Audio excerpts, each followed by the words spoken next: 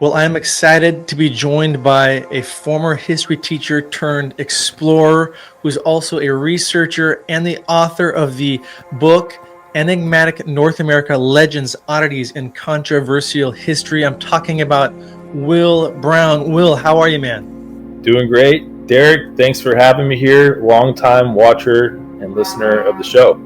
I've been following you on social media, I think, for a couple of years now. Your handle is Incredible History at Incred History, like on Twitter, and you're on YouTube, Instagram, and man, you've just been posting stuff lately. I was telling you that's been catching my attention, namely the three-fingered humanoid petroglyphs in the Nazca area, and then you had a bunch of videos and tweets and footage of regarding the controversial mummies of Nazca. And so that's the big topic that we're going to get into today, everybody, that you're going to want to stick around for, is what is really going on with these alleged three-fingered mummies in Nazca. But man, I'm excited to have you, and I'm kind of getting to know you as we do this episode, since this is our first time. But let's give our listeners, our viewers, kind of a backstory of who you are. Give us kind of the journey that took you from being a history teacher, and where was that at, to being this ancient history explorer that's traveling the world now, capturing all this footage. Yeah, so I taught history for 8 years, economics and history. And so, sometimes I'll get people that'll ask me, "What's your background? Are you just some random guy?" I'm like, "Well, yeah, but I was a history teacher for 8 years, if that counts for anything." Not that it has to. We live in the age of information. Credentials, although I respect them and I respect the old way a lot, because I do think there's something to like rigorous academic training and peer review and all that. If you want to go explore these topics, you can be a welder. You just need passion, and you need persistence, and you need to know how to research on the internet and get out there, right? Get out to these actual sites. So I grew up in Kansas, right in the middle of the country. People from Kansas just love history. Back in the day before the internet, all information flowed through Kansas, from the west coast to the east coast, to the northeast to the southeast, southwest to the northeast. And so I grew up in a weird little part of Kansas, like western Kansas. So I was near Colorado, New Mexico, all of that, and started having a fascination for petroglyphs in particular within the last 10 years, I'd say. Anytime I'd go out to the Southwest, that's what I wanted to do. I wanted to go hunting for petroglyphs. And so, I think it was COVID 2020, the lockdowns happened, and I was not about those.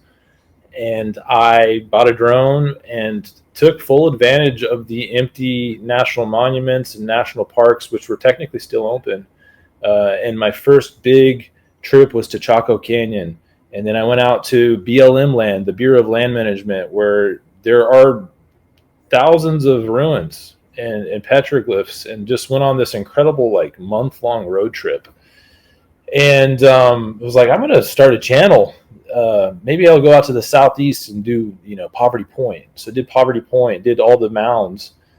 And I was like, well, what's my channel going to be called? Incredible History, just kind of a generic name, and it ended up sticking. I like the name, and thought about changing it a few times. I have changed it a couple times, and I always change it back.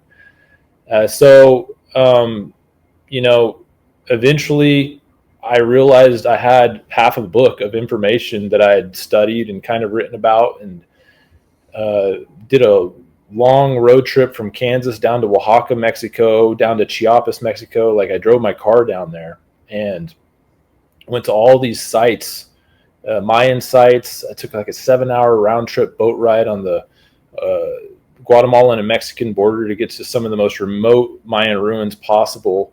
And I did that one for an episode called Refugees from Atlantis, America's Lost History as Told by Edgar Cayce. And that episode blew up. It got like 250,000 views. It was the first time I had a video go niche viral. I don't want to say it went viral, but like kind of niche viral. And from there, I was like, I'm going to write a book. I have enough for a book here. And I wrote it and have been trying to make chapters and content from that book.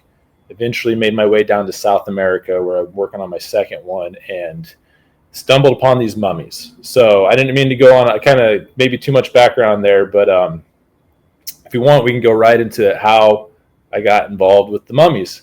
Oh yeah. Let's go for it. Because there's been so much controversy surrounding so-called mummies, or the three-fingered mummies, humanoids, whatever you want to call them. You got some people saying these are total fakes and scams and giving their proof. And there are some that are fakes and scams. But sorry, go ahead. Yeah, you're right. And so people see those, and then they just kind of throw everything in that bin of fakery, right? But then I've been seeing some of your posts, and I always keep an open mind on this stuff, or I try to.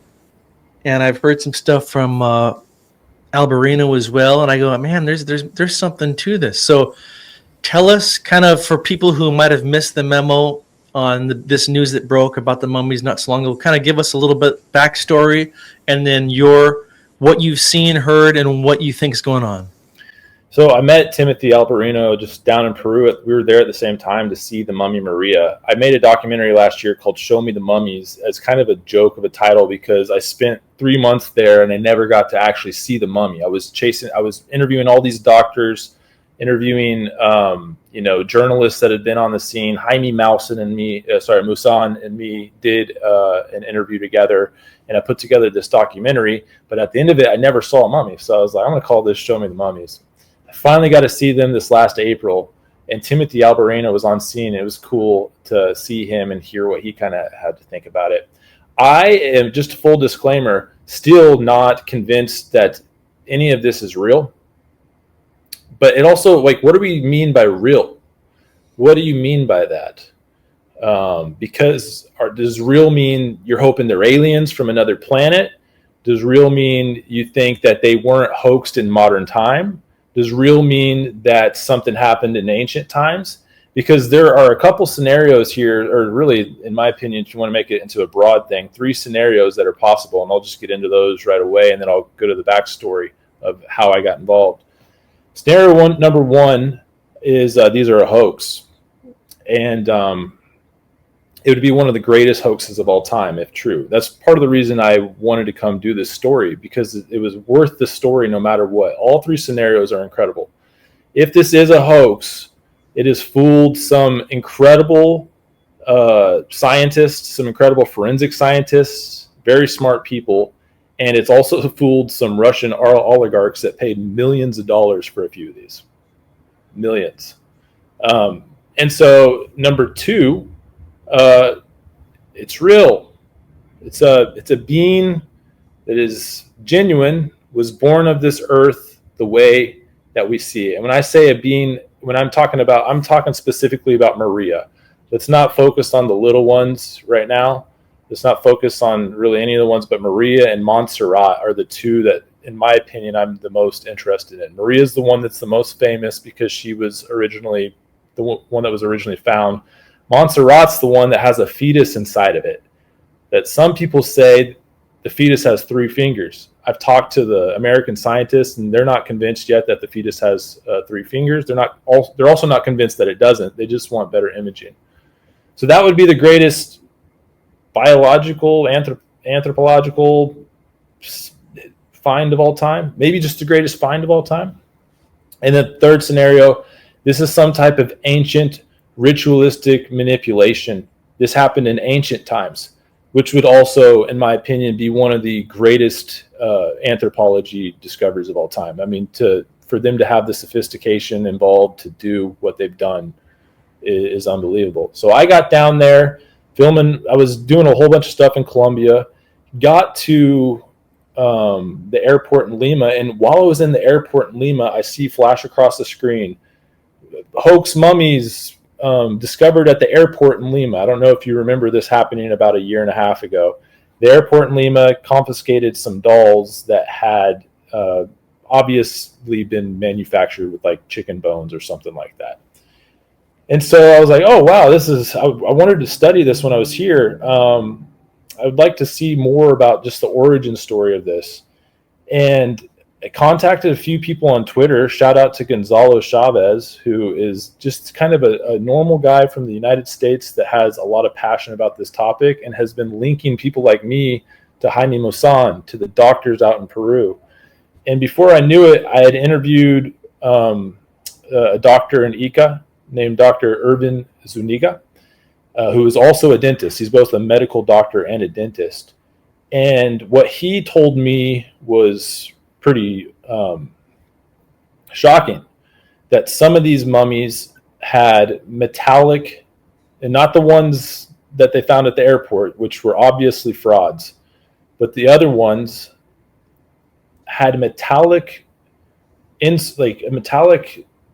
rods in them that clearly had human organic tissue that had been ossified on there. So for ossification, and maybe I'm getting some science terms wrong, but basically for that to happen, whatever that was would have had to be alive. And he showed me pictures of it, and it's on my, if you want to check it out, I have a YouTube video called Show Me the Mummies. Also, I've had a few reels specifically about this. And that blew my mind. He also pointed out that some of these things had eggs, and that when they sent them to the labs, it was organic material. One of them had what was thought to be a liver. And so, kept interviewing people, made the video, and then kind of went quiet on it for a while, because actually, as much as I enjoy the topic, sitting on the fence in this topic has not been very fun. Both sides, have not been very appreciative of my analysis of it. There's one side that hardcore wants these to be, the Anunnaki or beings from another planet. There's another, or underground. Some people think there's an underground citadel. There's a lot of stories with this. And then the other side is just, why are you even investigating this? Why are you even down there wasting your time? I've been told by a number of people, you're wasting your time down there. And I wasn't wasting my time at all. It's one of the most fun things I've ever done. But at the end of the day, I'd like to start with kind of maybe some things that are red flags to me. And then we can talk about the things that I'm like, yeah, no, I have no explanation for that either. And that's why this is interesting. Again, for people new to the subject, remind us, when were these first mummies alleged to have been discovered? I believe 2016, when Maria was discovered. I believe that one of the founders of the Inkari Institute, his name is Edward Valenzuela, and when I interviewed him, he said 2016, I believe. Okay. So, and the story is that they were found in. There's been a couple stories. It was an underground citadel, but we'll just call it an underground kind of cave, and they were covered in this type of mineral that's found in the earth that kept them very preserved, and that's why they look white on the outside, which is true. I think it's diatomaceous earth. And so, red flag number one, and every time I bring this up, no one really wants. They always kind of have an excuse for this. The proponents would do themselves a big favor if they would show us where the site is. If we knew exactly where these were found and where they keep finding them, because more and more of these keep popping up. If these are genuine and they're not being Frankenstein manufactured in a lab somewhere, then that would be good to know. I think they say they don't want the Ministry of Culture to get involved and confiscate all this and cover it up, is the kind of the explanation there. The second big red flag is one I'm actually not the most comfortable talking about, because I do visit Peru a lot. But there is a dark side. Peru's a fantastic place. There is an underworld there that, we'll call it a mafia, that specifically profits on hoaxes or antiquities or grave robbing, which is no secret. I shouldn't say I'm scared. I shouldn't sensationalize it. People go, well, what's the incentive to hoax this? Why would somebody do that? It's all this work. And I'm like, well, $2 million or $1 million, pretty good incentive to do something like this, right? I believe it was the Japanese in like the 1800s had some type of interesting, not the Japan, I shouldn't characterize all of them, but some kind of shaman priests and a certain cult in Japan in the 1800s would do something similar. They would manufacture and kind of manipulate and mutilate these old bodies and turn them into mummies. And, it's not impossible. That being said, let's talk about some of the unexplainable stuff. First of all, if you just go to tridactyls.org, you can see some of the DICOM scans, and Maria in particular. It's really hard to understand where the manipulation is. Everybody says that the hands and feet have been manipulated, and of course that would be the area because they have 3 fingers. And there is one doctor, I can't remember his name, I've tried to talk to him, but he doesn't want to talk to me, that points out possible manipulation. He says for sure manipulation on the thumb area. When I talked to the American scientist and their lawyer, they said the scans just aren't good enough yet. We need to get these things to the United States where we can have better laboratories. And but if you go check out those scans, Maria has large, I guess you would call them like the eye socket. Maria also has 32 vertebrae, if I remember correctly, and most humans have 33. It's not impossible for a human to have 32, but it is rare, and Maria does have 32. The jaw on Maria really protrudes, including the mouth. It's like a large protrusion. And so some people wonder if this is a genetic anomaly, and I'm not a scientist. I don't know. But like I would, it's such an extreme difference that's kind of, I'm skeptical on that one. So I guess my thoughts are on, just to kind of summarize my thoughts.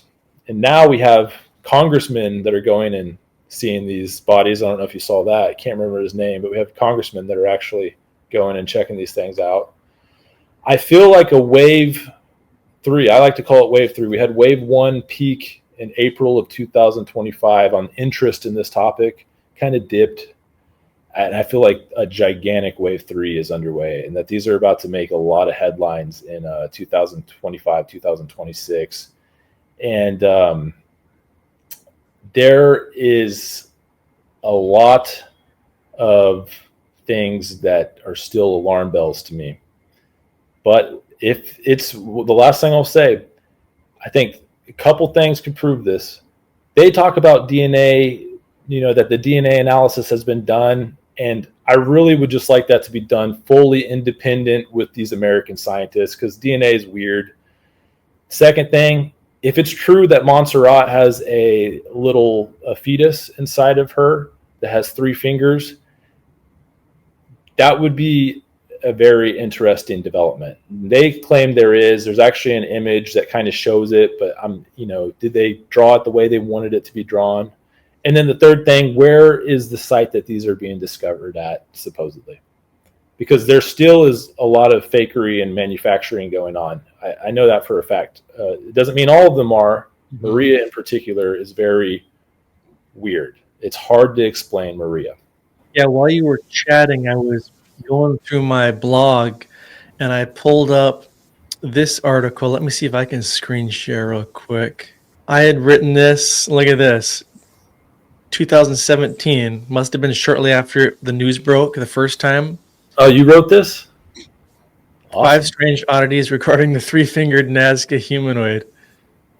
I since added that tour pic, but you can see here's what Will's talking about. That's Maria, right? Maria has degraded significantly since this photo was taken. Her face is something's going on. So yeah, I remember when I first saw these, I'm thinking, man, that looks almost like paper mache. Like, what's going on with these eyes here, right? But then what makes you really kind of think, man, there's got to be something to it, possibly being real, are these kind of x-rays of the bone structure. Yeah, and there's even better ones right now. There's full on 3D scans that show tissue / ligament bone placement like perfectly. If you go to tridactyls.org, and yeah, it's crazy. The ocular part of the eyes do seem bigger than a normal person. I think multiple scientists have said that, and I'm not a scientist. But seeing Maria, and I'm going to get flamed for this, I know, but seeing Maria in person and seeing how much she's kind of degraded a little bit, also makes me wonder, like, is it because she was recently manufactured in 2016, like the outside part of it? I'm talking about the exterior. Mm-hmm. And proponents say no, she's just not covered in the diatomaceous earth anymore, so she's now able to start to decompose more. So maybe, but also I'll say one thing. When I was there, she was smaller than I thought she was going to be. I always pictured Maria as kind of big. Like some of those pictures back in 2016 kind of make her look a little bigger. She's actually smaller than I thought she was going to be, but she does have a large elongated skull compared to the rest of her body. So one question I wanted to ask you, Will, is, okay, so the first discovery of these was 2016.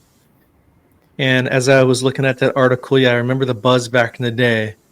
But then what was it that made this resurface, into big news last year and this year? What was it that this other one you mentioned was discovered? So the big thing that made it resurface, good. And that's what my documentary kind of just focuses on, the timeline and the story. So that's a good question. Is Jaime Maussan and some of the Peruvian doctors made a presentation to the Mexican Congress in September of 2023, if I remember right. And it went viral. It was all over the news. It was all over late night talk show hosts, and they brought the little tiny ones, the little small ones, which, like I said, some of those are weird too, because they got the metal implants.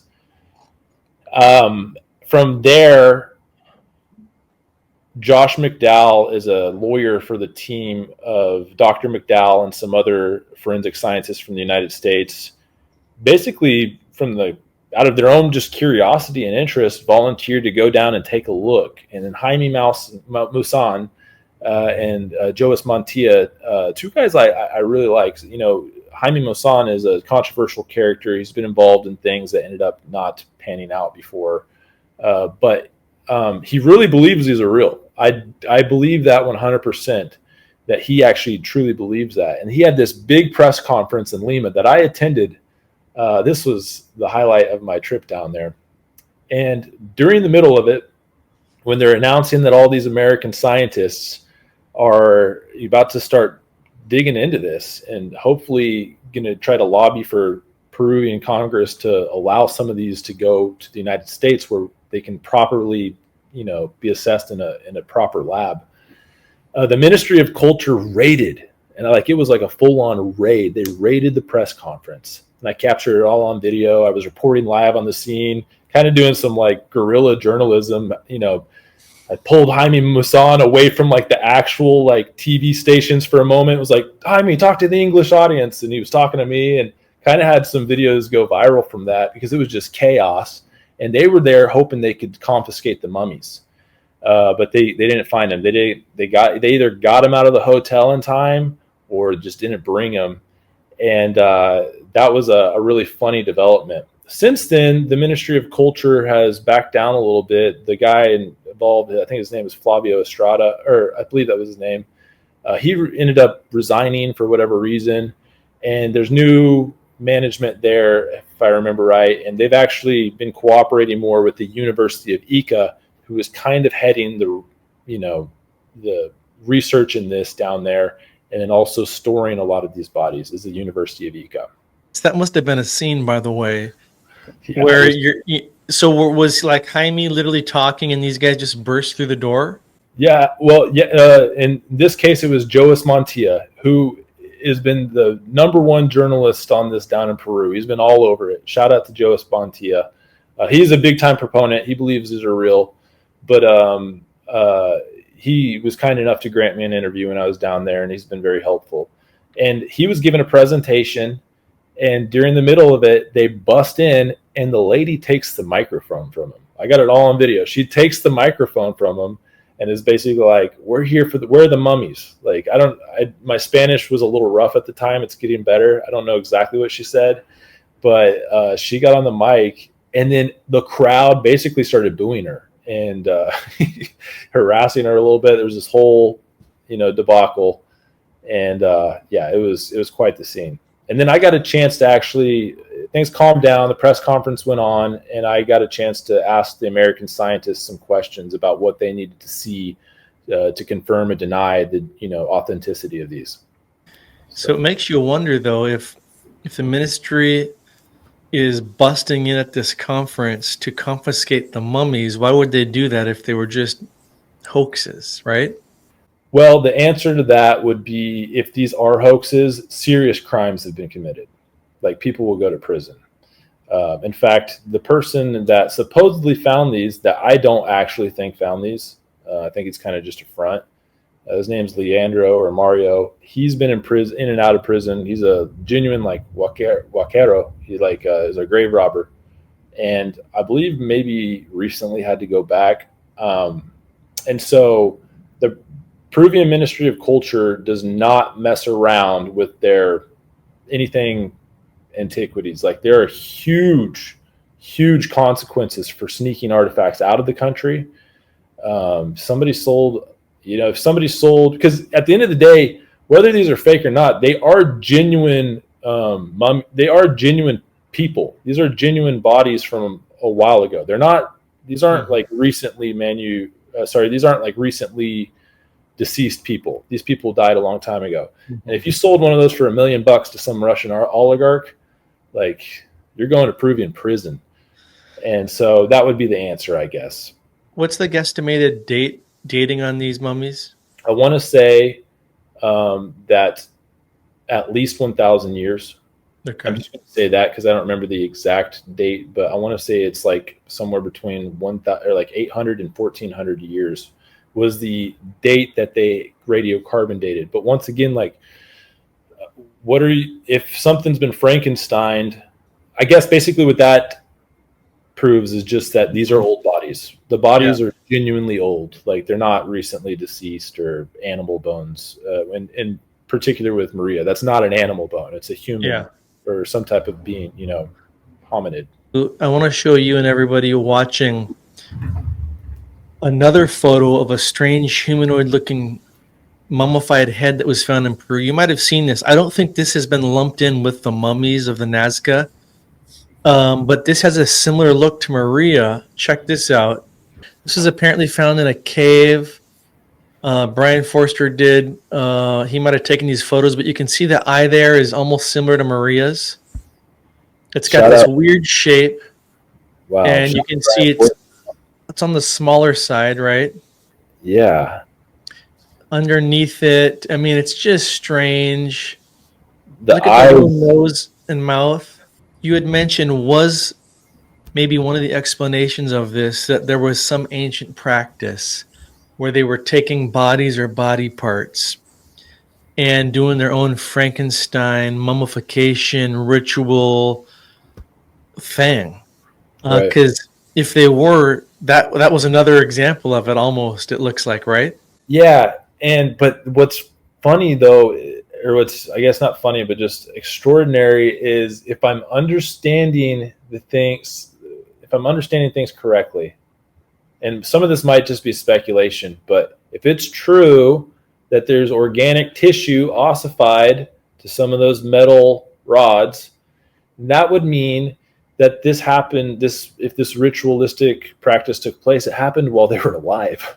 Or while something was alive, because it takes 6 months for that ossification to happen. Like, a dentist will tell you that. My good friend's a dentist. Like, they see it all the time. So when they do some type of dental work and they have to put some stuff in there, I don't know if it's like a bridge or whatever.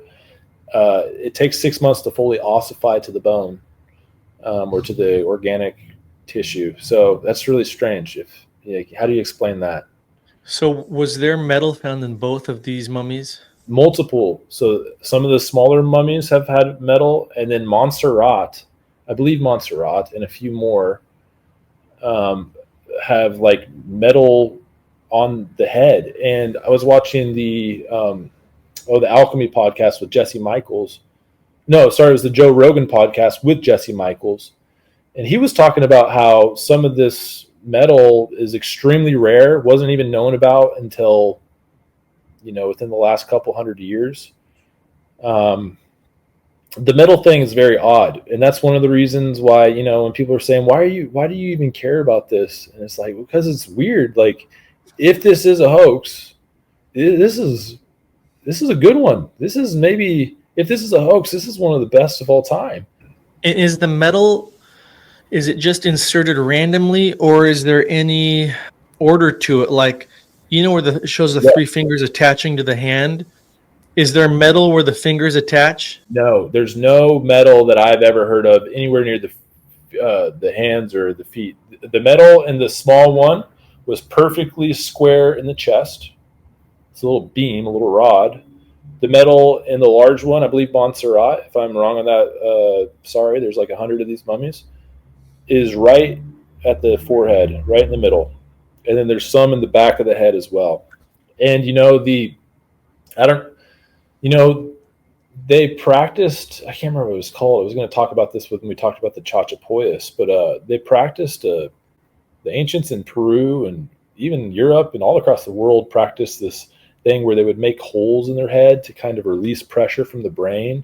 Do you remember what that's called? I can't remember the exact terminology for it. Trepidation. Trepidation. That's what it is. So another theory, again, I guess before I say this, so the proponents who believe these are real, what are the top 3 or 4 things that they would evidences they give for why these are real? And then share with us, for the people that say these are fakes, what are the top 3 or 4 things they give? So for the proponents, they'll just kind of tell you, show us where the manipulation is on Maria. We got the scans, show us where the manipulation is. And there is one doctor that, in my opinion, has given the best maybe possible explanation for the hand. We'll talk about that in a second. But it is hard just for like someone that doesn't maybe know what they're looking at as much, like me. I'm like, where can I find the manipulation? And the American doctors on scene, some of the best forensic scientists in the world, Dr. McDowell, who was the head of the Denver, he was like the head Denver coroner for 20 years and worked at a high level. I don't think he, at first glance, was able to find anything. Otherwise, he would have said it, right? He would have said, hey, something's off here. They haven't said that yet. They haven't said either way, to be clear. So the top doctors that have studied these have not come out and said this is a fake. In my opinion, yes. When you're talking about top doctors, there's been other you call them forensic anthropologists that have said, well, it looks like a llama skull for the smaller ones. And I'll get flamed for this once again, but in my opinion, he's right. Some of the smaller ones do look like a manipulated back of a llama skull. But you can't explain that for Maria. Like, Maria's not a llama skull. And I've heard people say that. People are kind of just starting to parrot things now. Oh, it's a llama skull. No, Maria is not a llama skull. Like, it's a human skull. So the other one would be Maria has 32 vertebrae and not 33. The other one would be they would say that the DNA analysis proves that a certain large percentage of the DNA is not known from this earth. I'm not a DNA scientist, so and DNA is weird. DNA is weird, but things get contaminated, especially if somebody is Frankenstein. These things are going to get contaminated. So I would love to see more DNA tests happen. Specifically, and people get mad because they're like, they think that, there's no difference between American doctors and Peruvian doctors. And while that's the case, there is a huge difference between laboratories. And some of this they did send, I believe, to Europe. But I would like to see, maybe it's just my bias, I would like to see a good independent DNA analysis in America with these. Mm-hmm. And so the other one would be the red flags. For me personally, it's where did you find these? Why are these selling for millions of dollars? Who's making money on these? Peru is known for hoaxes. Like if it was going to happen anywhere, Peru, there's an industry for hoaxes in Peru. It's been going on for 100 years. And then the other one would be, we know for a fact that there is fakes. Like we know for a fact there are. And they would say those were just souvenirs that they were trying to sell in Mexico. And it's like, yeah, well, the big ones maybe are just souvenirs that they're trying to sell to Russian oligarchs. So um, Mm-hmm. there's some red flags when it comes to the money involved, not knowing where the site is, and then also just kind of, you know, the whole thing is there's a like I said, there's a underworld component in Ica that just makes some of this very shady. Yeah. So my thoughts go to the reason I guess people like me have an open mind to these and don't just automatically dismiss it is we already have so many crazy specimens in Peru that we know are real. I'm talking about the world's biggest elongated skulls right there in Ica. I just saw them. Right. And these things are naturally elongated skulls. I've seen them up close.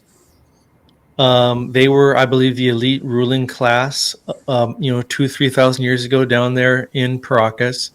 The rest of the general population was trying to look like them, and so they were cradle headboarding their skulls. So it's multi-layered, right? Right. So you can't just put it all into one category. Yes, there's way more cradle headboarded skulls than naturally elongated skulls because that was a general population. But then you have the natural elongated skulls, which have missing sagittal sutures, holes in the head, like you've mentioned. Even there's tiny holes in some of them, foramen magnums in the back of the head, huge eye sockets, larger jawbones. These things Yeah. are real, and you can see them with your own eyes. And so we've already got those anomalies, right? Yeah. And then you add to that, have you seen the Waikiki humanoid up there south of Cusco? But it's the one that really looks like the alien.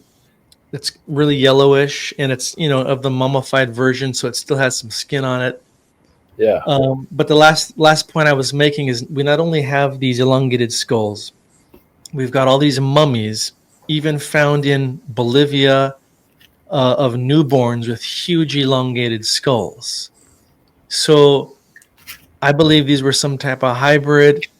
And so these were living beings coming out of the womb with these huge skulls. So the point is it that big far of a jump that we would find possible humanoids with three fingers? To me, in my little mind, it's not that big of a jump. Um, Yeah. but at the end of the day, we want to know the truth. And if they are hoaxes, then I want to know. I've watched all those Brian Forrest videos. I've talked with Giorgio Tsoukalos before that sent me some amazing stuff on, exactly what you were talking about with the sutures and the elongated skulls. And it's kind of crazy that, anthropologists, and I'm sure they are, but I guess it's crazy that publishers aren't dying to get their hands on more research on those specifically, right? At the end of the day, I still just have a hard time with the fact that the person that the proponents say found these, Mario, is a known grave robber, which I guess that is, to be fair, that is who would find this, I guess, right? Like, Mm-hmm. they're not going to be careful about any excavation. They're just going to go anywhere they can find stuff. But my point is that, it was somebody that profits off of selling things. That doesn't mean these are fake, but 100%, if you're a proponent and you just kind of blow that off as like, oh, whatever, like you're not being, objective. Like you should really consider that because the whole story stinks. That being said, Maria and Montserrat are very interesting. I do Yeah. believe that though, that there's good evidence that there's been a lot. For a fact, the ones that were caught in the airport, which they're just souvenirs or dolls, okay, but there has been a lot of effort to manufacture other ones. So there's just, at the end of the day, can we send one of these to the United States and get a proper analysis on it? I guess still, even then, people would say it was a cover up if they came out and said these were, clearly manufactured. So this might actually just be one of those stories that never ends. This actually, and I think that's like kind of what's going on in 2025 with the internet. We all kind of are able to decentralize like our little cliques that we're in and stories, and we don't just have one television telling us what the truth is, which is a good thing. I think that's a good thing. But as a result, a lot of these things will never completely go away. There will always be, someone that believes otherwise with this particular story. Here's Waiki, the humanoid. I'll show this to you real quick. Oh, yeah. Okay. I've seen this one. Wow. Look at the eye sockets on that thing. Yeah, that thing has a huge skull. And you can see the hole in the top of the head. I always thought that was just due to, age and weathering. The Inca legends actually state how a lot of these malkis, as they called them, these mummies, had surgically inserted gold artifacts put in the top of their heads when they were alive. Goes back to kind of the metal in the mummies, right? Yeah. To help them better connect with the gods, as they almost hint at a telepathic ability. So crazy stuff going on in Peru, man. We got a little bit more time. If you could pull up Montserrat Nazca mummy, pull that up. It's got a gold, and this is what makes me think they really are genuine and from the ancient times. It's just Google image Montserrat Nazca mummy, and you'll see a big one with a gold insert right in the middle of the forehead. You see that gold piece right in the middle of the head? Dude. Okay, and wait, let me screen share. This is the one that has a fetus inside of it, that some people think from images the fetus has 3 fingers. And if that's the case, how would you fake that? How would you fake that one? You're saying that is a piece of gold inserted in its head? I don't know if it's specifically gold or not. But it's a stone of some sort. And it looks like it's gold. I mean, it looks gold. I didn't even know that piece about this, and you say that right after I shared the legend. So that is fascinating. And that's why I interrupted you. We got to talk about this one. That definitely has a bit of an elongated skull. For sure. And it's got, 3 fingers and 3 toes? Correct. And the biggest one, a fetus inside of it that possibly has 3 fingers as well. The Montserrat doesn't look all that different from this. And we know this one, for example, is real. I've seen pictures of Brian Forster, standing right next to this. So the ancients of that Andean region, they like to do their mummies. Here's another one I just saw. Oh, this one's in the Lima airport, or one of the Lima museums. Very interesting. That looks similar to Montserrat as far as how it's kind of. When you consider all of Peru, like get out of just Cusco and go to all of Peru, the coastal civilizations, the Chachapoyas, the so many different civilizations, the Amazonian civilizations, it rivals Egypt. So you wrote this awesome book. I haven't read it, but I love the title, Enigmatic North America, Legends, Oddities, and Controversial History. I guess one question. What's the most amazing thing in your book when it comes to an oddity or controversial piece when it comes to North America? For me, the whole book is I truly try to be objective in there, and I really try to, if I think something's fake, it's not even really about what I think. If somebody makes a good argument for something being fake, or just not what the public wants to hear, I put it in the book. You truly hear both sides of the story. To me, I'll tell you my favorite topic, and that is ancient migrations that aren't accepted by the current Overton window. That's kind of like, I guess, where my passion is. And it's a very controversial topic because people accuse you of racism if you think that like Europeans or Chinese made it here before Columbus. And you're not, it's far from the truth. The Native American oral histories themselves talk about this. I almost think it's more racist to just discount these oral traditions of white bearded men. And so some of I guess my favorite topic in there is probably this idea that the Celts possibly made it to the Americas and even left engravings in West Virginia, possibly even all the way over into Oklahoma, Colorado. And I'm not even totally sold on it yet, but there are some interesting arguments for it. Actually, if you wouldn't mind, I would love to show you some videos of some time lapses I've taken of some petroglyphs out in southeast Colorado on the day of the equinox being illuminated perfectly at sunrise. And many people believe that this resembles something called Celtic Ogham. And Celtic Ogham is a form of like an ancient script that is believed to have been used maybe as a way to kind of hide things from the Romans when the Romans were in the area. Some people think it goes way back all the way to the Tower of Babel. So what you're seeing here right now is a place called Crack Cave, southeast Colorado. And I woke up early and took a time lapse on the day of the spring equinox 2022.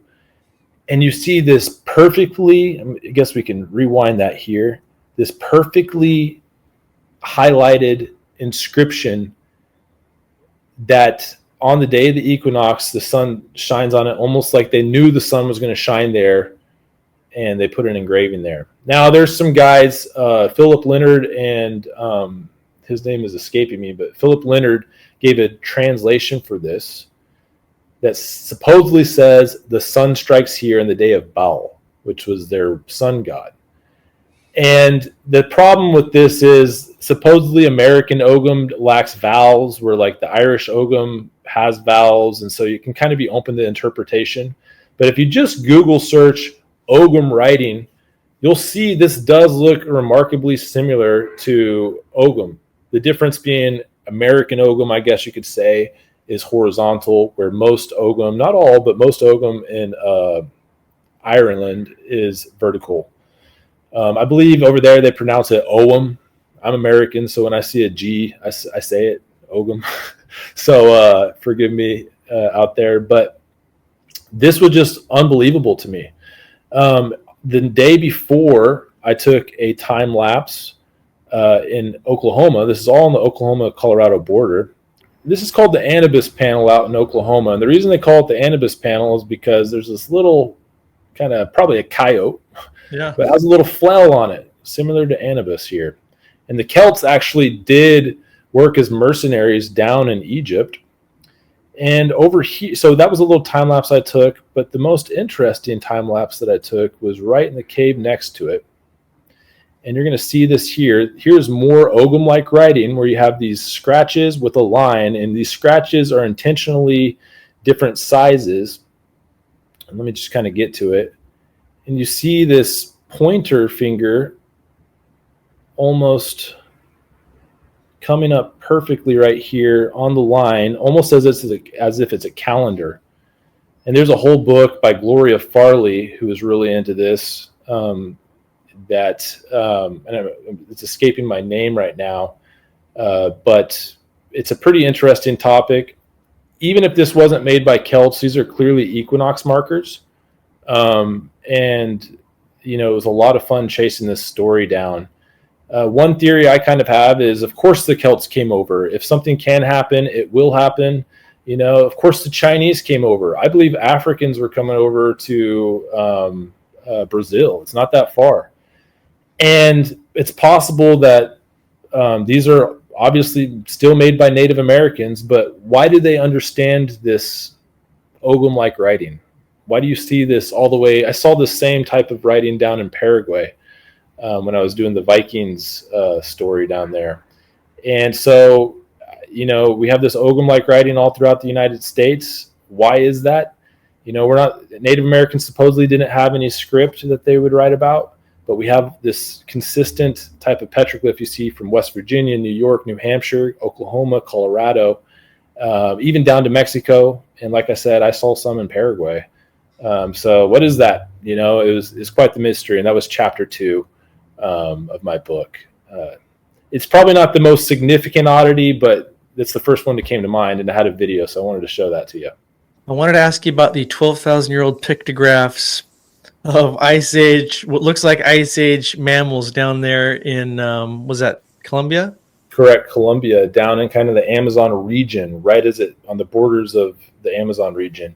That place is called La Lindosa, and that's just one of many pictograph places down there.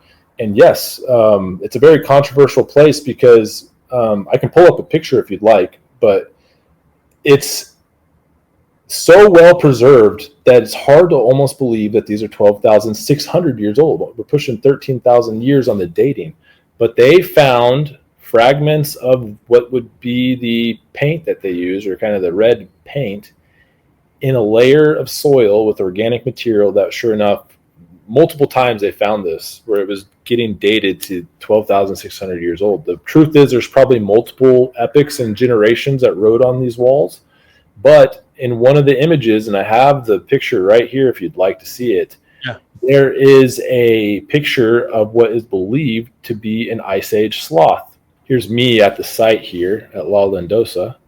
And then now I'm going to show you this picture of this supposed Ice Age sloth. The giant sloth, it looks remarkably similar. You're seeing right here in the middle of the screen, and it's right next to these tiny little humans. And many people think this is on there. There's also a type of possibly extinct horse. There's something called a gauntlet there that is an extinct animal that is no longer there as well. And if you want to see something really weird, what do you think this looks like? Right? What do you think this looks like right here? Tell me what you think this looks like. The animal under the big gray area? Yeah. It's definitely some kind of brachiosaur. That's what, I don't necessarily believe that's the case, but they called this the dinosaur when I was there, and there's the dinosaur right there. That's what my guide called it. And so I just thought that was funny. Looks like some kind of little sauropod. A logical explanation. There was all kinds of critters down there, but it looks like a dinosaur. So that was kind of fun. And it's a beautiful place. It's one of the best things I ever did. I hope it's okay that I'm kind of plugging this, but I'm actually about to start running kind of a tour down there. Not really, but I am doing a tour down there with the best tour guide in the region. I'm going to be announcing that here soon. I'm getting my website up, and it's just an incredible part of Colombia that is unreal. And once again, it's so old that people don't like that age because, anytime you find something pretty old, it pushes back, dates. And so 12,600 years ago, not too long ago, people thought that was maybe when people were arriving, and here they are in Colombia. Now the age has kind of been it's kind of acceptable to say that people have been here for at least 22,000 years. I think there's rock art in Brazil that some archaeologists believe is 100,000 years old. So that's what I love, that topic of when did people start arriving in Americas? And to me, the answer is, when did people exist? When did people start existing? I know that maybe it wasn't in large numbers because, the fossil record or whatever would show that, but people are explorers. Are you kidding me? People have always been coming to the Americas, and there's multiple anomalies that, in my opinion, prove that. So before we call it, definitely plug where people can follow you, plug these upcoming tours, where they can maybe get information when it's all ready. Do you have a newsletter, or do they just follow you on YouTube or what? Follow me on socials, at Incred History, Instagram, Facebook, Twitter, YouTube, TikTok, at Incred History. And I'll be having my website, incrediblehistory.com, will be up soon. I'm transferring some domain stuff, and I'm going to get that up here soon, and we're going to have a good time down there. Probably be about 14 people, 10 to 14 people, and it's going to be a good time. So I appreciate you having me on, man. This has been awesome. I've been a fan of your channel for a long time, so this is kind of surreal. Thanks, man. Is your tour, is it like end of 2025, or are we talking 2026? October 2025 is okay, so it's coming up.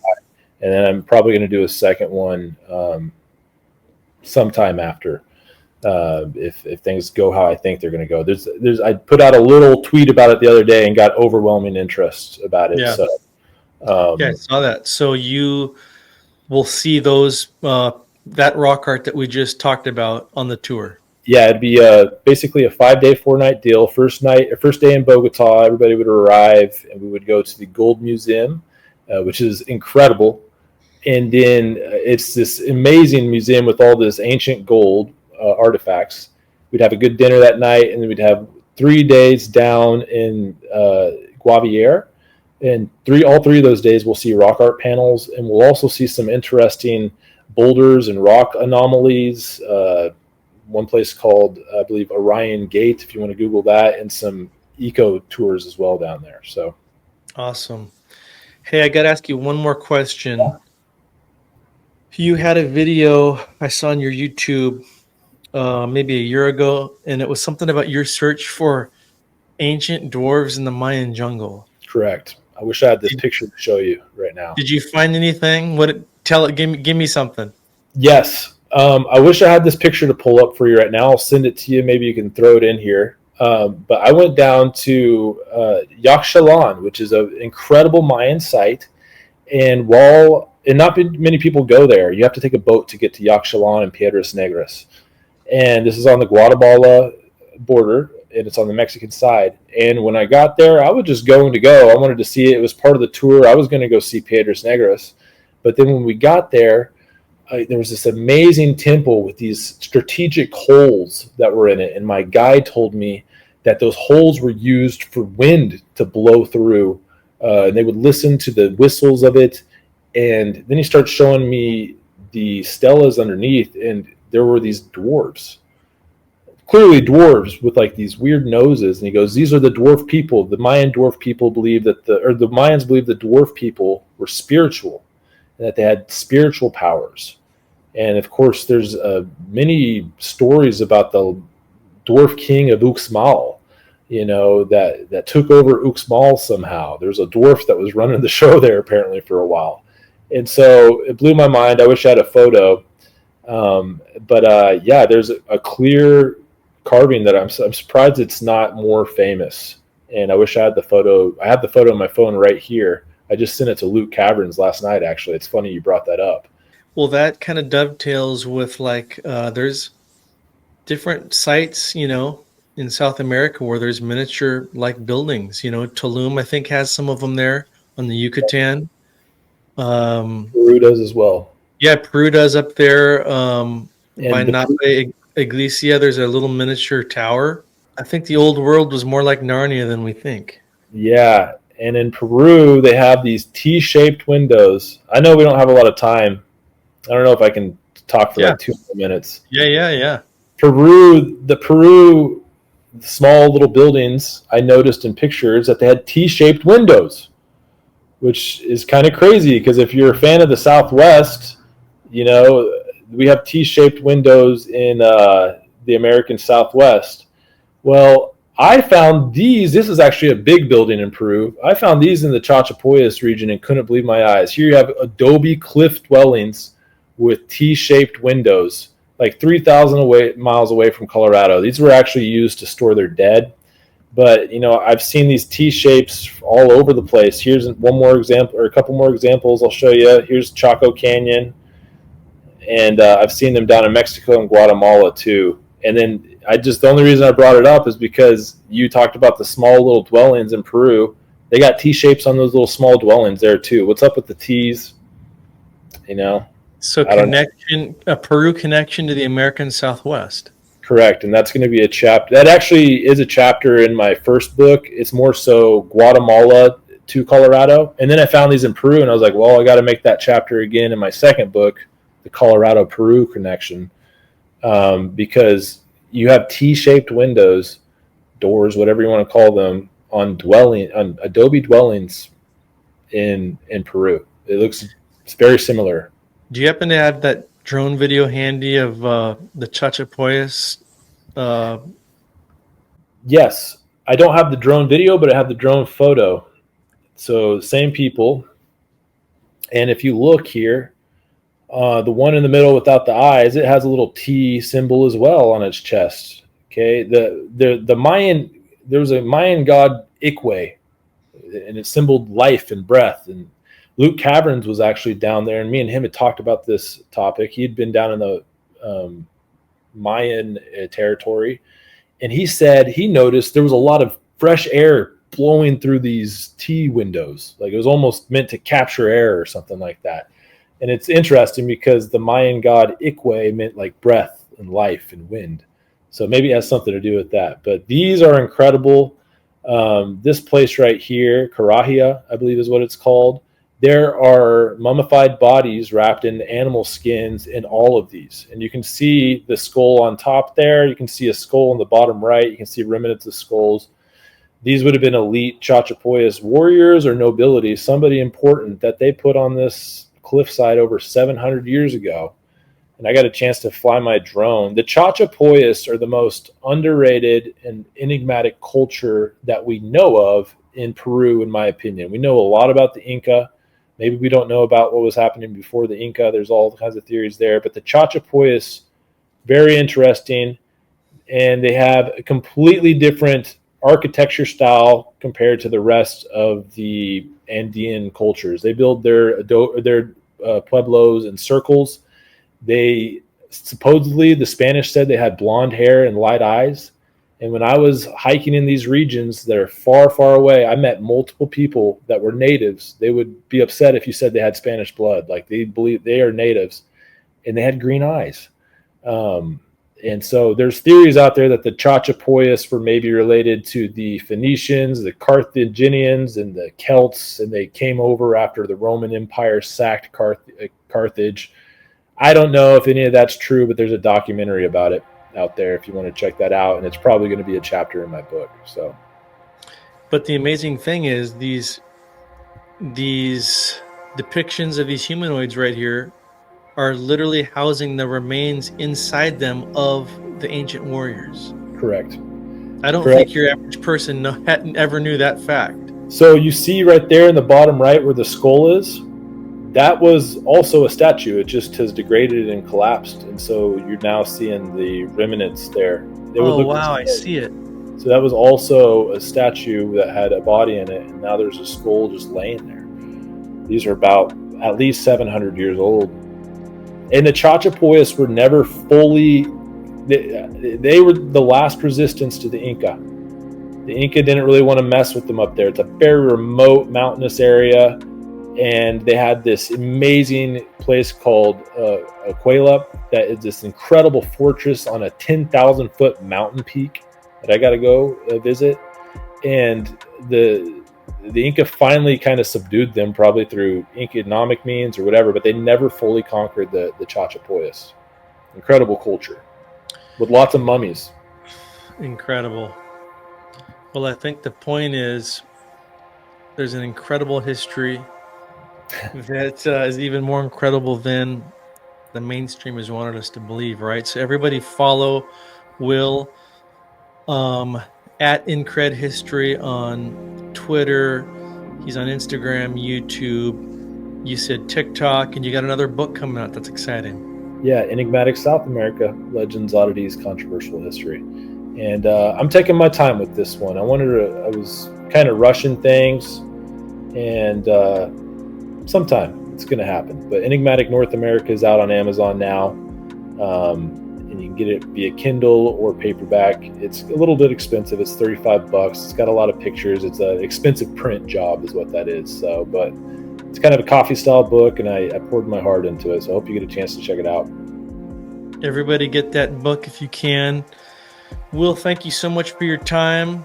And I'll keep following you. And I'm excited about the more anomalies that you're uncovering, and it's cool to see guys like you go into some real remote places that not a lot of people get to. So keep up the good work, man. Thanks for your great research.